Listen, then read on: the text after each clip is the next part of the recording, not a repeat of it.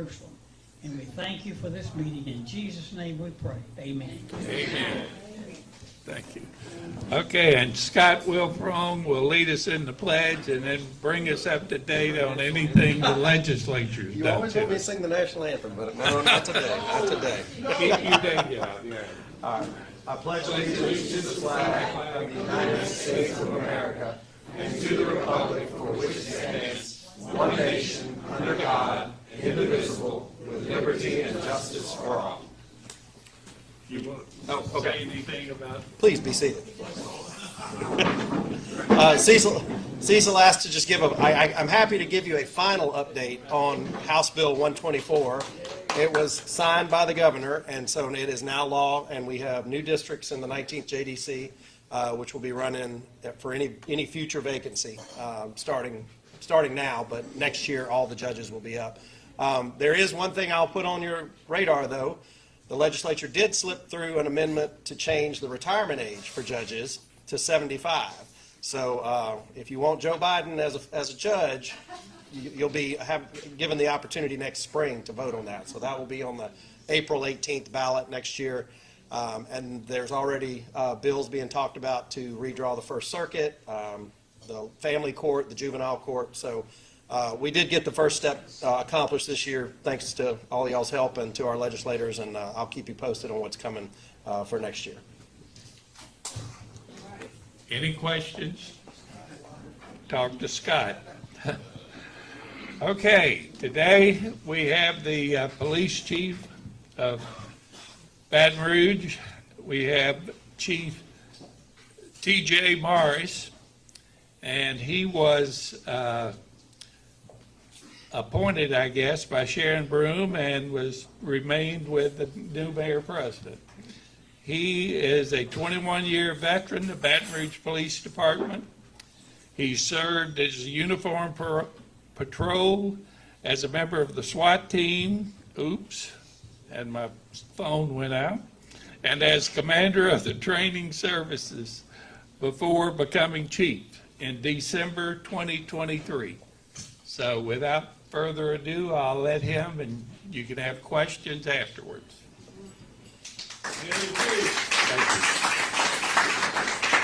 Thank you very much. I appreciate y'all having me here. Thank you very much for the support. And one of the things I love most since being appointed chief January last year, is these kind of meetings where I get to come and talk to people and see what's on y'all's mind and kind of have some back and forth conversations. So that's what I'm going to leave most of my time for. I'm going to tell y'all a few things about me and what's going on with the department, but I really want to hear from y'all and what questions y'all have, instead of just hearing the things that I want to talk about. I want to kind of talk about things y'all want to talk about. So I have been with the Baton Rouge Police Department for 23 years.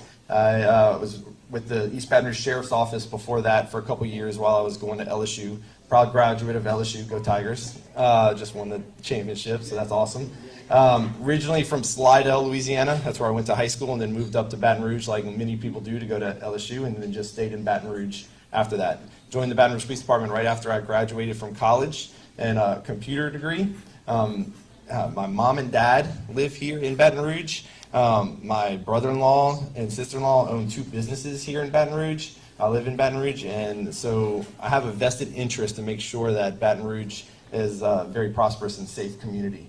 And you know, if my mom and dad call 911, it's the Baton Rouge Police Department that's coming to help them, right? And so I want to make sure that our department is as equipped and as well trained as it can possibly be to go and help any need that they have. Personally, I'm married, have 3 kids, 14, 11, and 4.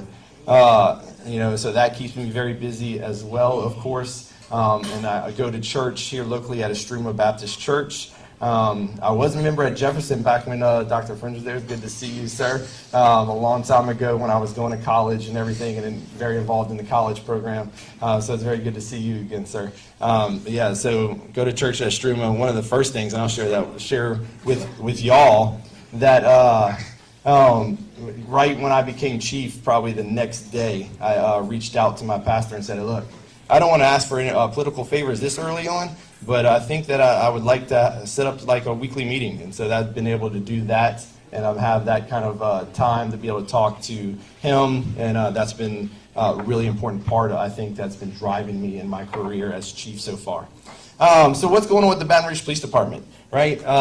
Right now, crime, no matter what you might see, no offense to my news people in the back, right, and what they like to publish, but crime is down, right? We ended 2004 down compared to 2003 with an 8.5% reduction in violent crime and a 9% reduction in property crime in 2024 compared to 2023.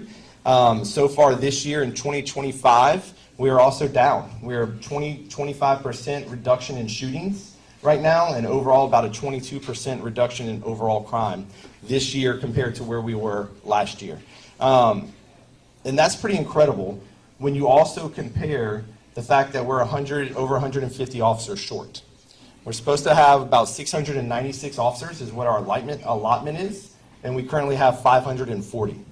So we're at kind of a critical mass right now with the shortage of officers that we do have, trying to balance our budgets with overtime and putting officers out there to make up for that. So I have to say, and I try to do this as often as I can, but just kudos to the men and women of the Baton Rouge Police Department for doing more with less. They're stepping up, they're out there, answering more calls than we ever have, and they're doing a lot more with less to keep crime under control and still provide great community resources and community service that we expect our Baton Rouge Police Department to do. Baton Rouge Police Department is by far one of the best departments. We don't get enough credit. We don't do a good enough job of branding ourselves that way, but we truly are. You heard a little bit about me, but I've been all over the country in my time with SWAT for 15 years, and with Training Academy for 7 years, teaching classes, being taught classes, firearms instructor, and I go and teach other departments in active shooter response and defensive tactics and taser and sniper and just all these things and then go into California and bringing back to the department about procedural justice and bias-based police-free training. Just so the gambit of things that I've gotten to experience. In Baton Rouge, we really have a lot of great things going on in our department. And that's why we're still able to recruit people from other departments to come work for us, even though we're one of the lowest paid in the area, is because of the culture we have here, because of the advancements we have here, the different technology with our real-time crime center and our drone programs and license plate readers and all those things that we have going on really drives us to be able to hold on to the crime problem and then also help with our recruiting. We need help with our recruiting, right? Like I said, over 150 people short. Our last academy we just graduated, we only graduated 6, and I'll say 6 because that's how many walked, and then we just added a 7th. He was not able to take the post-test in time, and he passed that post-test today, so we added a brand new officer that we're going to be swearing in today on the back end of that last academy. But that's not near enough, right? That's not even a dent.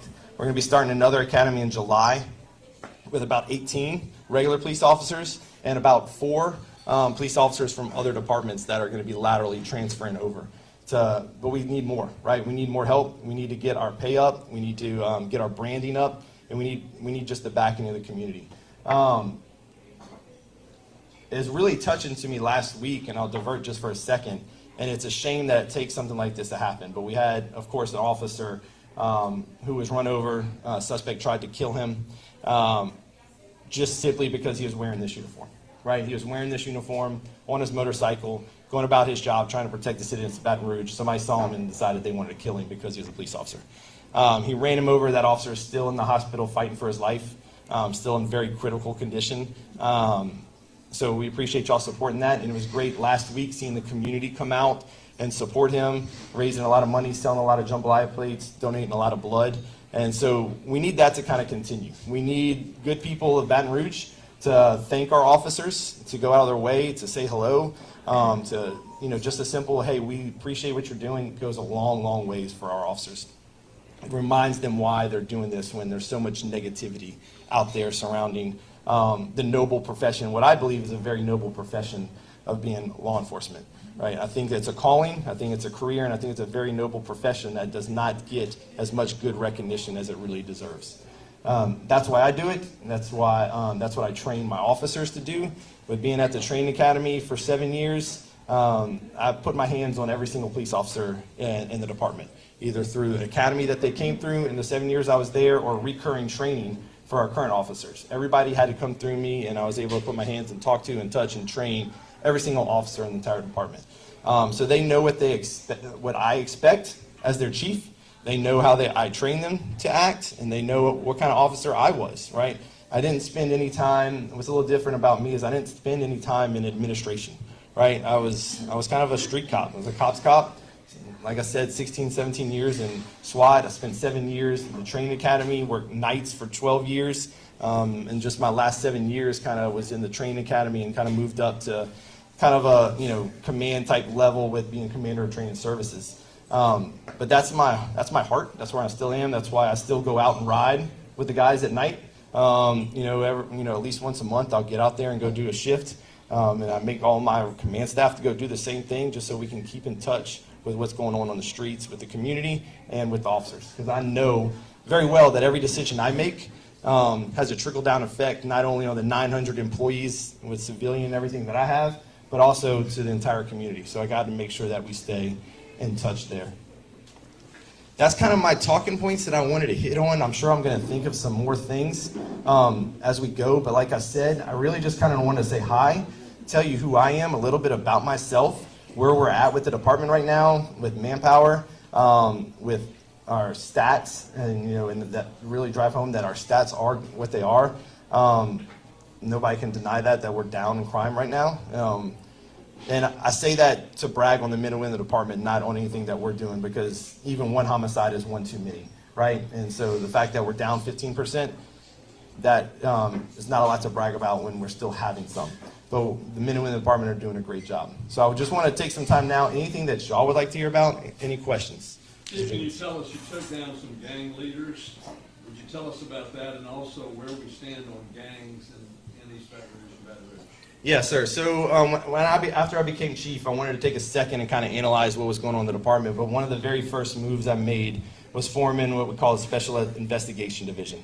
I took some divisions that already existed, some federal partners, things that we had, DA Task Force, ATF, CJIC, crime, and even crime analysts, crime statisticians, all of these people, and I put them in narcotics groups. I put them all under the same roof, answering to the same supervisor, and said, this is y'all's new job. Y'all's new job is to focus on the most violent of the violent in the city of Baton Rouge, some of these gangs or groups, whatever you want to call them. And a lot of people, get flack about, hey, chief, why don't you just use the gang word, right?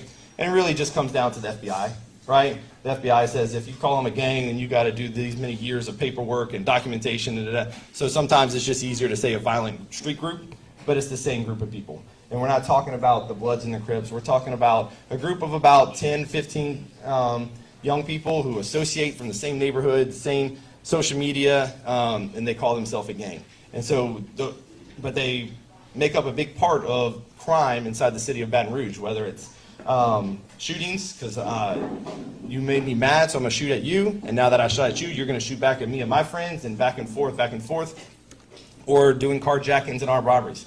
So it's very intentional about forming this group, and they've been very successful in taking down some of these people. They're credited for one of the largest fentanyl seizure in the entire state's history last year that they were able to do.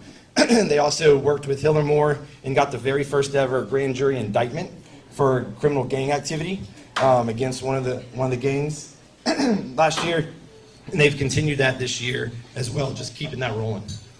So thank you very much for that question, but that's what we're kind of doing there. Yes, ma'am. Tomorrow, the Metro Council will vote on item number 80, and I'm going to read it. It authorizes the mayor president on behalf of the Baton Rouge Police Department to enter into an access agreement contract with Half Moon Pictures for the documentary television series called On Patrol Live. The police department will be compensated for the licensing right that will commence effective the agreement date through May 15, 2026. What is the licensing agreement number? Like the number, how much money are you getting from this? That's number one. Number two, where are the costs to the taxpayers? Will additional insurance be needed? Will there need to be a person managing this licensing agreement? And what do you see as the benefit of having this licensing agreement that will have On Patrol Live ride with your officers? So good, thank you for bringing that up. And I'm going to address it several different ways. For those that don't know, On Patrol Live is it's not a reality TV show. It's not old school cops. It's more of a documentary thing.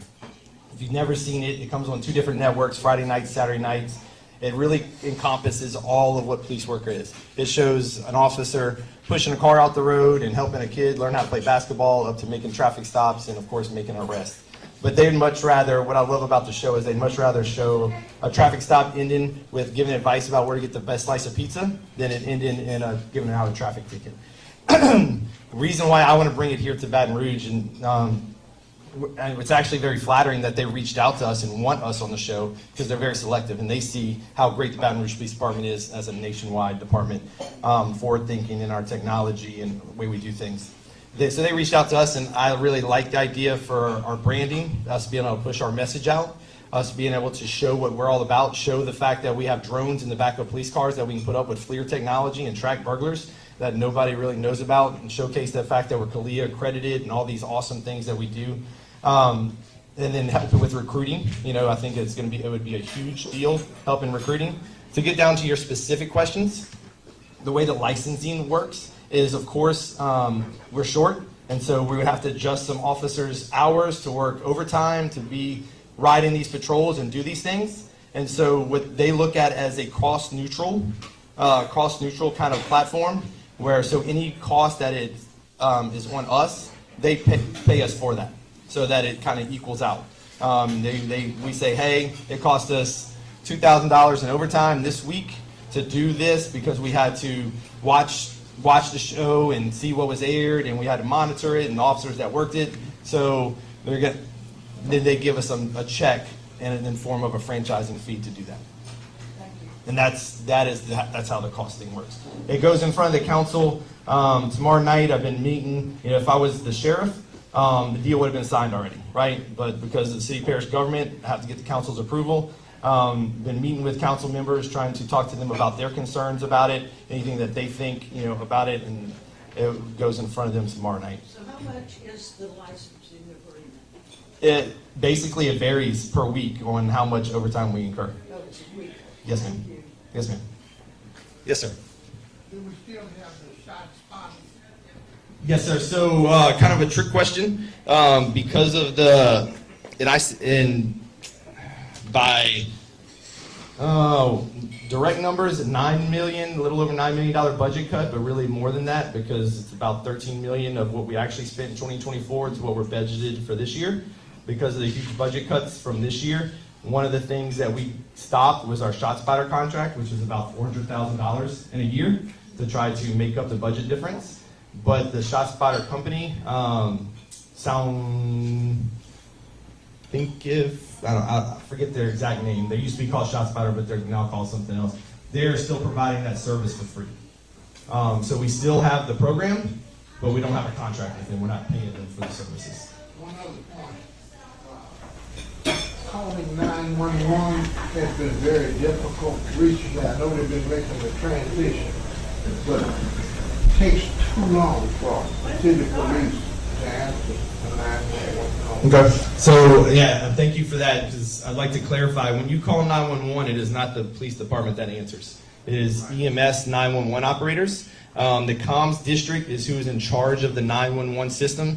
The comms district is made up of a bunch of people appointed by the council and different things, and they're funded by, when you look at your cell phone bill, it says 911 tax. They're funded by that. They're in charge of all of that. They have realized that there's a problem. They switched to a new 911 system a little less than a year ago, and realized that 911 system that they switched to is very faulty. So they're in the process of switching out and rolling out of that system right now, because we have had issues with 911 calls getting dropped, not being rolled over to the appropriate people, those sort of things. The first person that answers the 911 call answers it quickly. And the last 2 weeks ago, I called, and that person said she would stay on the line until the Baton Rouge police answered. And it must have was at least 2 or 3 minutes before we someone with the Baton Rouge Police Department actually picked up. Okay. So check into it. Yes, sir. I would love to, if you could send me an email with the date and time, we could look into to see what our staffing levels and stuff were on that. I've talked about our short being in officers, but we're short across the board, right? From dispatchers to civilian secretaries, we're short in all positions. Yes, sir. How much are the police officers that, as they start getting paid, and what do you need to be competitive with the rest of the state? So I'll give you an exact example. Our starting pay right now is a little over $40,000. And you can go to Ascension Parish Sheriff's Office and start off at about $54,000. And so that's right here in our backyard. And same thing with New Orleans PD, about $55,000. And arguably do a lot less work if you go to Ascension Parish, right? Than here. And if you go out a little bit further, you look at Norman, Texas. Like in Houston, right now, they just went up to about $83,000 starting pay for an officer. And I got a sister that lives in Humble right outside of Texas, and I know the cost of living is equal to what it is here. So when we're looking at people that want to be in the career of law enforcement and they're shopping around, we have to be able to offer some other things in the meantime until we can get our pay up to where it's competitive. Because I think the pendulum is swinging in the right direction, where people, and we've seen it throughout history. We've seen it in law enforcement. We've seen it in the military. You go back to the '60s and nobody wanted to join the military, right? And then things happen and the pendulum starts swinging back. Things happen, and around the country. The news, social media has made the world very small, and so police officers in Baton Rouge are judged by actions of police officers that are 1,500 miles away. But the pendulum is starting to swing back, I believe, where people want to get back into the field of law enforcement, into that career, and we need to be poised and ready to accept them with competitive pay and benefits. Yes, sir. So I've said this before here, between Breck and the library, that's $200 million a year in tax money. How does it make you feel to constantly be looking at police cuts and knowing what your job is, and knowing that this community prioritizes libraries and parks over law enforcement? I don't know that they prioritize one over the other. I know the money kind of talks for itself, but I wouldn't say that, when I go in places, I know that the community prioritizes, and I see it no matter where I go, North Baton Rouge, South Baton Rouge, wherever I go, community, vast majority of them love the police department. And I'm not a politician, so I'm very thankful, been working with the mayor and his new administration, Mayor Edwards. They got their heads and hearts in the right place and trying to do what they can to rework some of the budgetary numbers to see about getting us the money that I think we need and I think that we deserve to put us up at the top. Yes, sir. Chief, Officer Eisworth was just dreadfully attacked. You spoke of it, but you had an experience some years ago with this same defendant. Something happened to you. Number one, would you tell us about that? What happened? Number two, you and I discussed the sentencing decisions. I know the judge has been criticized. Can you tell us how these sentencing decisions occurred, for example, in that case? Yes, sir. So when you're talking about it, about 10 years ago, same suspect that attacked Sergeant Eisworth. I had a run-in with him. 4th of July event, he's driving crazy. Attempted to stop him. He tried to strike several other officers in a vehicle pursuit, actually struck an innocent car, kept going on, got out, refused to listen. And I was in K-9 at that time and actually had to use my trained police dog to apprehend the suspect. He started attacking my dog and other officers as we took him into custody. When I saw the name, I recognized the name and I kind of had to go back and realize where I had dealt with the subject before that attacked Sergeant Eisworth. But, that was from 11 years ago. And, it kind of brings up a whole nother conversation. I'm not one to speak. It's very easy to say generally judges are softer on crime or generally bonds are too low. It's real easy to say that and not be held accountable. I like to talk in specifics. And so what I mean by specifics is specific cases where I can point to, like a few weeks ago, where an officer tries to stop a car. 3 subjects bail out of that car, all armed with guns. The officer very heroically and bravely chases after the driver, who had a Draco Mini AK-47. So he was outgunned. But chased after that subject. The subject fell to the ground, rolled over, and pointed the gun at the officer. He was forced to fire and defend himself. We arrested that subject for multiple felony charges, including being a felon in possession of a firearm, being in possession of a large amount of cocaine, firearm in possession of CDS. He had just got off probation a few weeks before that for armed robbery. That subject bonded out of jail 2 days later, like on a very small bond. So it's those specific incidents like that kind of are disheartening, and I think lead to a bigger picture of, hey, we know, and people in the community, they can look and say, I know that guy just shot somebody, and he was arrested, and now he's out, right? And it's maybe 4 or 5 years later before he's going to trial to be found guilty or not guilty. That's definitely something we're looking at, trying to help. What we're doing is we know that the district attorney in Hiller Moore and his staff is very overworked, understaffed as well. So we're looking into bringing in the Attorney General's office to help us prosecute some of these cases, especially some of the high-profile ones. It was very successful in New Orleans with Troop NOLA. We're not looking to really replicate Troop NOLA because we don't need that level, but we can use some of their expertise in prosecuting some of these cases quicker and trying to get some higher bonds. You know, I've been around a long time, and when Judy announced that you were speaking, for the first time in my life, I felt fear that I wasn't sure I wanted to be around a policeman. God, please forgive me. But years ago, anytime we dealt with an issue, we would meet with the editorial board of the Advocate, we'd meet with AFB and BRZ, and talk to them. And have you all done that? Because I would suggest that you gather with them, remind them of how serious issues that we're facing are, especially crime, and try to impress upon them not to sensationalize. Because they take pictures, they spread everything, they spread fear, and I say that respectfully to the media, that they like to sensationalize. It's just part of who they are. A lot of the reporters are young. So I would suggest that if you haven't done that, that you begin to do that, because we really need to feel more safe in our community. And I share that respectfully. Is that something you would be interested in doing? Yes, ma'am. It's something that we do. We have great relationship with all of our news agencies, and we meet yearly with the managing partners of those stations and talk about the way things are going and what we can do to help them. They have their job to do, just like we have our job to do, and how we can do those jobs together to give them the information they need to accurately report on some things. Yeah, a lot of times the Advocate likes a feature story, and we're not interested in feature stories about crime. You know? Yes, ma'am. And that's something that we are trying to do, is push our own branding through social media and through a TV contract or whatever it is, so that we can kind of push, hey, this is what we're doing and this is what the crime numbers really are. Thank you. Yes, ma'am. BRLA site right now. Mm-hmm. I'm assuming that the page today with these crime trends is down because it shows 0 on every number. But when you go there and you look at the crime statistics on the main page, they stop at 2020.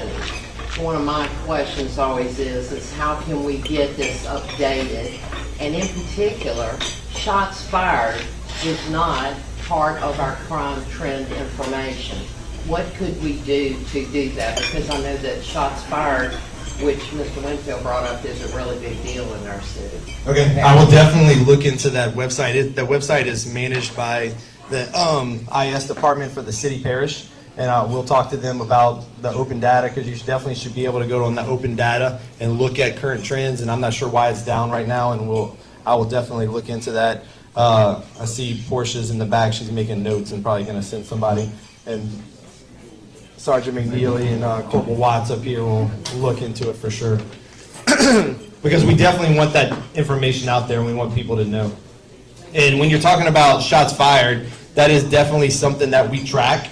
We have weekly meetings called CompStat meetings, and we look at statistics, everything from where our vehicle burglaries are happening to where our shots fired happening. And so we track that, and we look at it with our lack of resources, like I talked about, we're very intentional where we put the resources, and so we have those meetings and we look at those stats to be able to determine where we need to put our resources at. Yes, ma'am. I actually have a pretty good heat map that we just made about shots fired in the city of Baton Rouge. To tag on to what Liz said, there was a recent article, I don't remember which media outlet, which said, is there a civil war going on in the Baton Rouge Police Department? Could you address what is going on racially and how the media reported, quote unquote, civil war in the BRPD? Yeah, again, I don't, not me to say about headlines, but there's definitely not a civil war inside the Baton Rouge Police Department. That story had to do with officers that were arrested a couple years ago and that I fired last year, and some comments that they made about trying to get revenge for being arrested and things while they were actually being booked at Parish Prison, and that's where that kind of came from. But that's officers that are out the door, and there's definitely no civil war inside of the Baton Rouge Police Department. I think that the fact that our crime numbers are what they are right now, and our arrests and our gun seized and everything that we're doing, even with the shortage of manpower we have, kind of speaks to the morale of the department. Yes, ma'am. Yes, ma'am. Yes, so we have our Special Investigation Division, which has narcotics, DEA Task Force, ATF Task Force, FBI Task Force, CJIC, all those, and so they're responsible for guns, narcotics, prostitution, all of those kind of things, all into one. Human trafficking would fall under them, and intelligence. Yes, ma'am. And kind of a lot of that will also fall under our special victims unit, who deal with a lot of those type of crimes as well. They're experts in that. Speak about the homeless situation, whether it's Baton Rouge area or even the St. George area. Single lane, blue bonnet, a lot of different areas. What are some of the things that we can do to offset some of the encampments that they have around that we see a lot every day?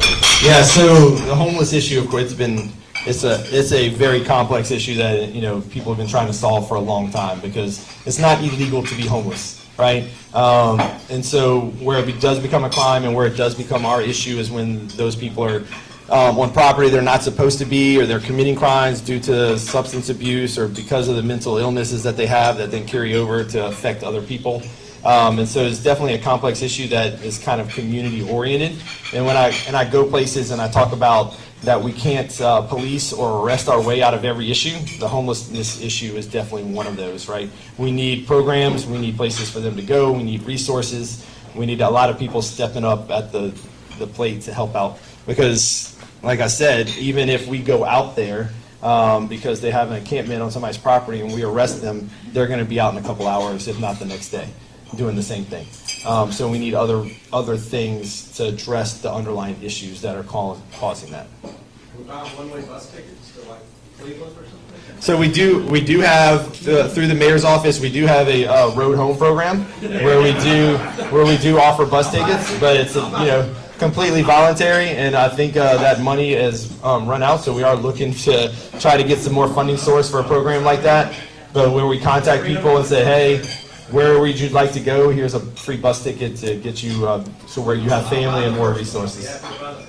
Yes, ma'am. So what are the restrictions on where they are allowed to, I'm not talking about settling, but where they are allowed to sit across the land and ask for funds? Are there restrictions to where they can do that? So there are certain city parish ordinances and laws about begging at red lights and blocking roadways and blocking sidewalks, things like that. And the council has been very good, just as recent in the past couple of years, about looking at updating some of these ordinances about camping and setting up tents and things like that. But again, it's a very tricky situation, because when you look at the United States Constitution and what it holds as somebody's rights and their privacy and their property. So if someone has, like, for example, what we would call just a box or a homeless encampment or a tent, if a police officer wants to go inside there and search there, we still got to get a search warrant because it's their property. And so we can't just grab it and throw it into a dumpster because it looks unsightly to everybody else. Yeah, just like you would, right? You could sit on a bus stop all day if you'd like, right? And So that's what I'm talking about. It's a complex issue of enforcing what laws we can, and then also realizing that there's some underlying issues as well. Yes, ma'am. Can you explain the complexity of, as an officer, when you're on a call, you're dealing with mental illness, y'all are not trained in you're not mental health professionals, quote unquote, we know this. You're dealing with drug-related matters. What is that process that y'all are currently using when you arrive here and I am either mentally ill or I have a drug or an addiction problem? What is that process for y'all like, and where do you take them? I'm curious. Yes, ma'am. So good question. I will say that one of the great things about the Baton Rouge Police Department is that we have our own training academy. We train our own officers. So the state of Louisiana, to be a police officer in the state of Louisiana, you have to go through it's called a post academy, police officer standard and training. That academy is a minimum of 496 hours. So just less than 500 hours. Baton Rouge Police Department, our last academy we just graduated, did 850. Where we do more is in tactical stuff, of course, but we also do, instead of 1 day of dealing with the mentally ill, we do a full week certification course where we bring in outside people to certify with dealing with the mentally ill. And so we go above and beyond, way above, almost 2 times. We do the same thing with recurrent training, where you only have to have 20 hours of continuing education credits through post. We do a minimum of 40 plus a bunch of squad-based training and other classes as things come along. So we go well above the minimum. And so what we also do is we partner with organizations. So if someone is dealing with substance abuse problem or mentally ill kind of situation, we have a really good relationship with the Bridge Center for Hope on Florida Boulevard, where we can go and drop people off, and they have a special entrance just for us, and so our officers can drop them off and be in and out in less than 10 minutes and back on the street, which is a really good thing for us, instead of bringing them to a hospital, which then the officer has to sit there with them for hours waiting in the emergency room for somebody to be seen. So it's a really good partnership with the Bridge Center. We also, for every overdose call we get, we partner with Peers on Point, and they send out somebody to contact the family and offer out resources. And because of those kind of partnerships, we've seen a dramatic decrease in overdose deaths inside the parish. I think last year we were about 30% reduction in overdose deaths, mainly due to fentanyl. And we're seeing those same kind of trends right now because of those partnerships, but also some because of that as well. We do about 100 life saves a year in the department, whether it's through the use of tourniquets, chest seals, CPR, Narcan, things like that. We get credited for saving a lot of lives because we're usually the first one on the scene. And all of our officers are trained and are issued all of those things. Chief, I want to point out this whole idea of the homeless, people living on the street, is something new in Baton Rouge. Growing up in the 1950s, 60s, 70s, we didn't have that. We had mental institutions. Jackson had over 5,000 patients. We had Greenville Springs Hospital. We had Mandeville with several thousand. Pineville had 4,000 or 5,000 patients. But the American Psychiatric Association adopted policies that everybody could be mainstreamed and live a normal life, which was not true. And then politicians started cutting, and now we don't have mental facilities, and people are on the streets. What percentage of the people on the streets today do you think have a mental problem? I would not be able to speak on that, but I'm sure the number has to be pretty high. I couldn't give you an exact number, but definitely if, we have some of the population that are on the streets just because they want to be, or because they have a checkered past, or because of life is just, for whatever reason, life has landed them that way and it's temporary. But of course, I think a huge number of people is because of either drug addiction or some kind of mental issues that have put them in that situation where they don't want to be around people. Because even some of the people we contact, and if we have a place for them, they don't want to go there and abide by the rules of that place, and so they stay out on the streets. So Coach Sid ran, one of his platforms was to create a mental inpatient facility for East Baton Rouge Parish. It's not voluntary if you're committed. Correct. If we had such a facility, would it have an effect on what we see on homelessness here in the parish? I believe yes. I believe that would have a huge effect. Yes, ma'am. You and I I spoke on several occasions about this. What is the status of bringing back the National Neighborhood Watch Program to Baton Rouge? Yeah, so it's definitely something we're interested in. I've done some research on it. Right now, we have our crime prevention districts, and we have HOAs, and we have those kind of things. But anything we can do to help out and get the community more involved with helping us with the crime problem is something we encourage. So we're definitely looking at neighborhood watch type of organizations where we can do some of the training and train people on what to look for and what to do and how to respond and those kind of things. It's because all the help we can get. I'm hoping to be able to announce something by the end of the year. In what? By the end of the year. Thank you. Yes, ma'am. Years ago, I used to go up to the police, like at the Piccadilly, at the grocery store, tell them how much we appreciate them keeping us safe. And I've had officers say, I've never heard that in 20 years that I've been on the scene. So that would be a good random act of kindness for us to all begin doing. I still do it. And then the second thing is, thank you so much for your candor. We appreciate you keeping us safe. And what's on your wish list? So when I go around the department, which I do very regularly, like I said, not a politician, never really been in the admin. I like hanging out with the guys, the men and women of the department. The two biggest things that are problems is manpower and money, right? An officer this year is making less money than they did last year because of our budget cut, because we're having to cut overtime, because we're having to tell officers not allowed to come work on their holiday and get the holiday pay so that we can try to meet the budget that was put on us. And so wish list for me would be, one, to keep up the community help and support, right? So that please say hello to our officers and thank them for the job that they're doing, which is a lot of times a thankless job. But then just whenever you see items come up on the council, or just whenever you see chances to help us out or raise money, back us in that, because that's our two biggest issues. Yes, ma'am.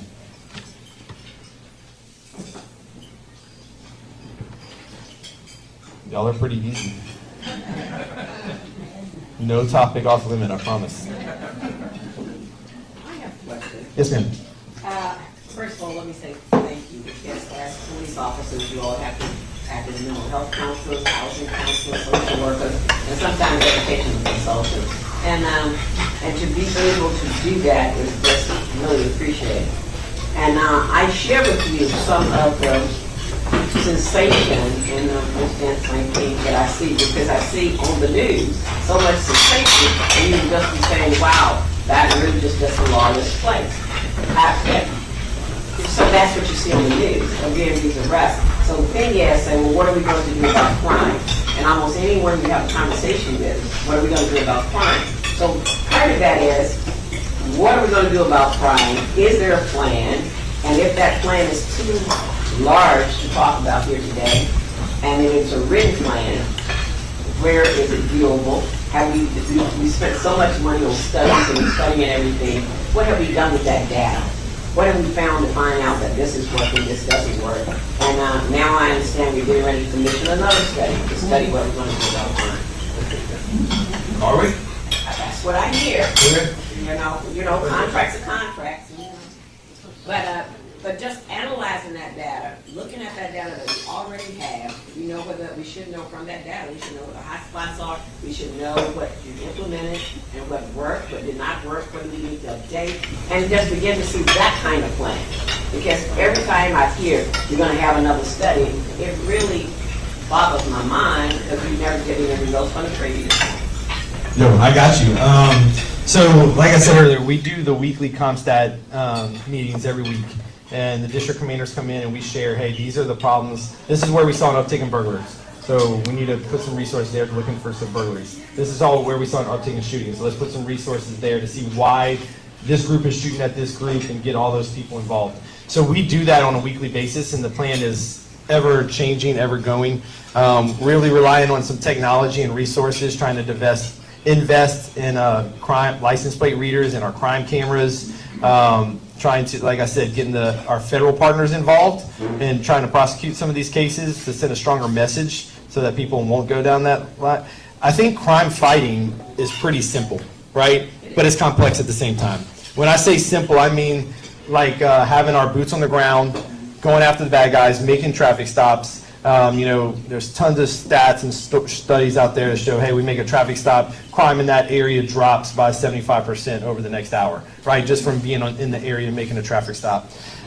So doing those kind of things, being proactive in the right ways, intentional. But on the back end, what we saw last year and what we're seeing a little bit this year, last year we arrested 16 juveniles for committing homicides.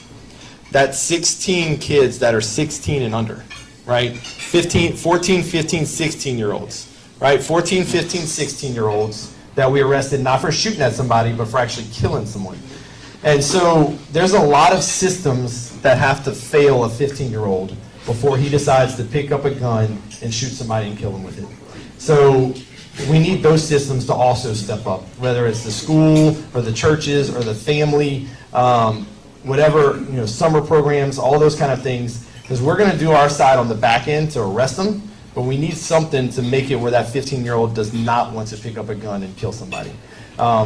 So on the front end also. So that's why it's the crime fighting part is simple, but get it where they don't commit a crime in the first part is a little bit more complex, I think. And it takes a lot of just people community-wise to help out in all those things. And that's almost a rhetorical question, really, because I know, and there's no complaint here about what you do as law enforcement. And I would like to see you guys get back to law enforcement rather than trying to address all those other issues that you just spoke of. And particularly for me is you make an arrest, then we hear the news. Well, they've been arrested 20 times before. Well, apparently they haven't been prosecuted 20 times before. So, and that's not your thing, that's a conversation that I'm having with more. But it's all impact you, because it has to be a frustration for law enforcement. Since I was appointed, since I became chief, you can talk to our media people here that we've been very intentional. Anytime we have a good arrest, a major arrest, we put it out there. This is the person we arrested. But the other thing we've been very intentional about, especially recently, is including their criminal history. This is the person we arrested, and this is their history. This is all the times that they've been arrested before.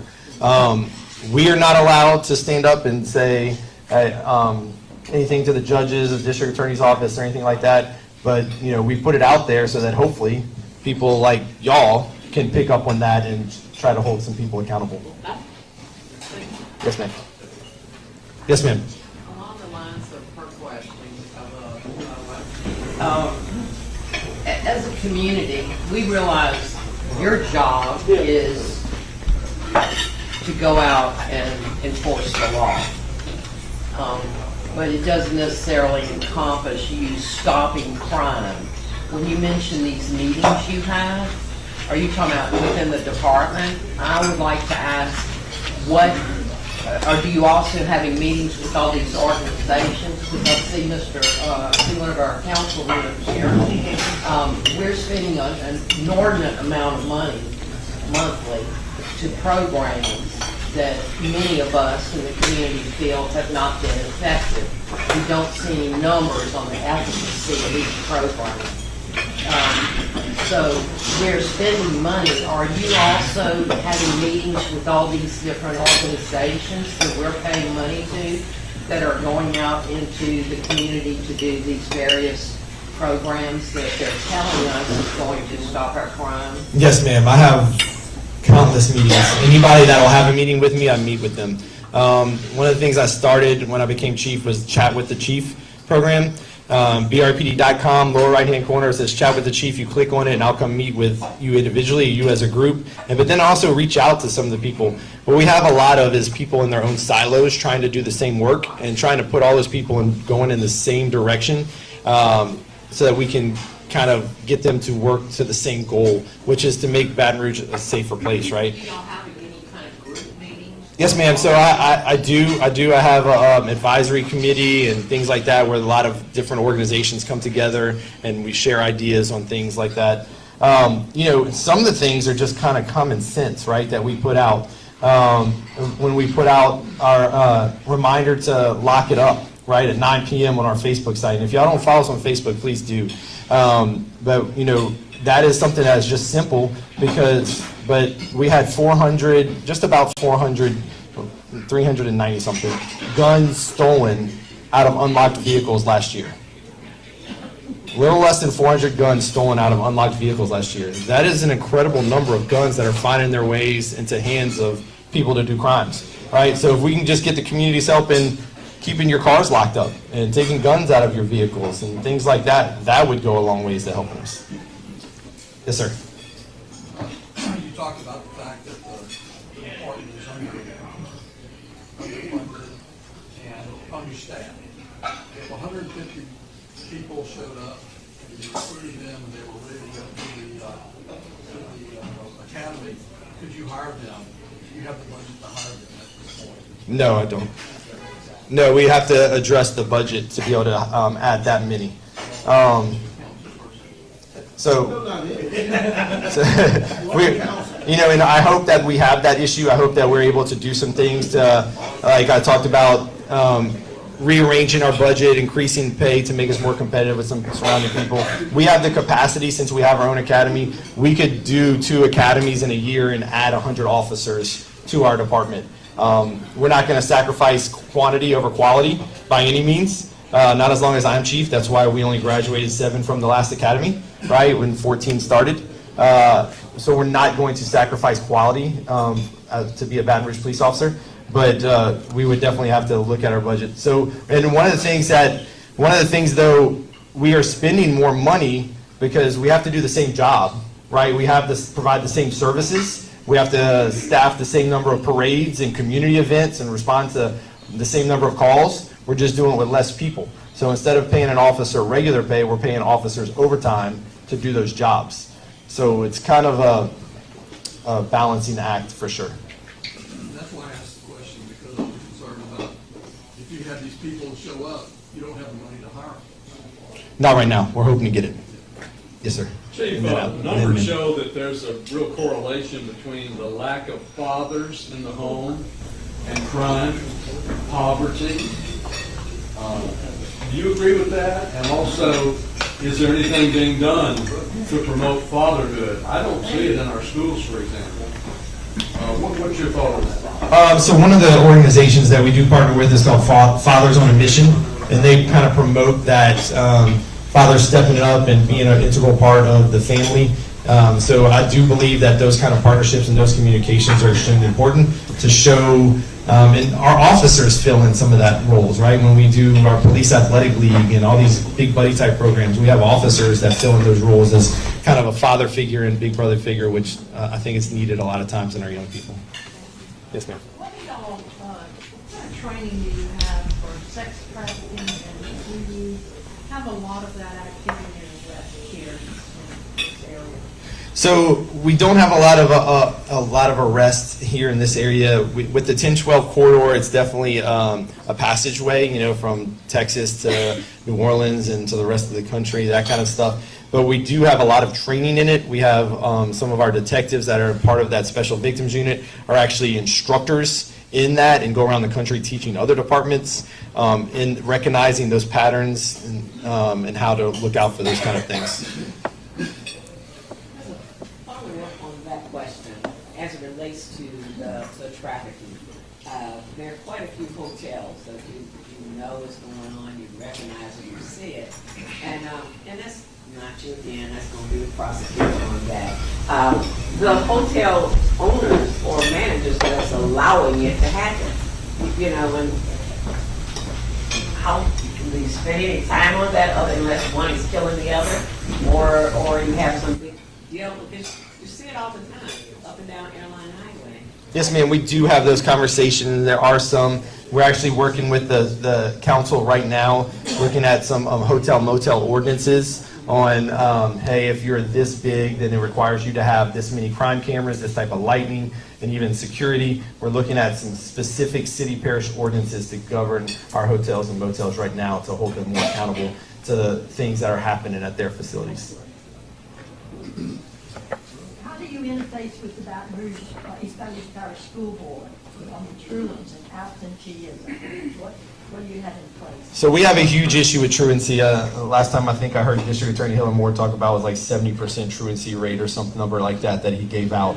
The Sheriff's Office is responsible for handling most of the truancy. We do have a big partnership with the school board where we have officers in multiple schools inside the city limits. We also provide all the school crossing guards for all the schools inside the city limits, about 100 school crossing guards that we provide through our budget for those awesome usually retired people that are out there keeping the kids safe crossing the street.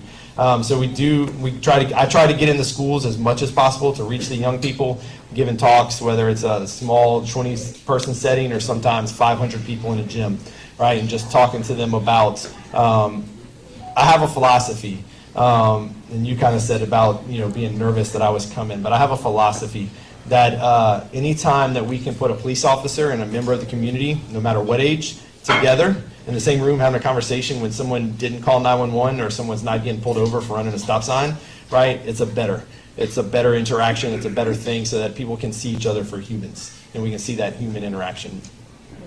And to explain a little bit about that, I have worked in the projects with 4 people that are not of my hue, and I've worked in projects in Washington, Louisiana, in the project of people of my hue. And so the poverty does not have a racial tone. Yes, ma'am. And there's definitely studies and direct ties to poverty and crime, for sure. I felt safe there, and I'm beginning to feel unsafe.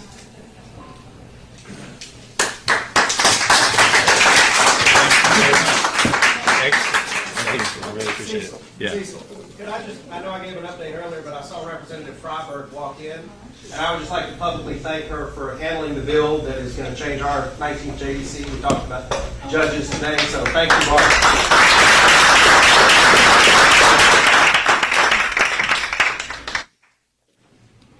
Anything else to come before the body? Yes, it was great. Great. And any of you in other clubs, I'm in Kiwanis, and I may be calling you for a speaker. So Yeah, real easy to get in touch with me. Like I said, either send me an email or go to that brpd.com, chat with the chief. If you're part of another organization you want me to come talk to, or just you personally want to come to my office and see our real-time crime center at headquarters and do all those kind of things, it's real easy to get on my schedule and come do those things. thank you very much, Chief. Appreciate it. We're adjourned.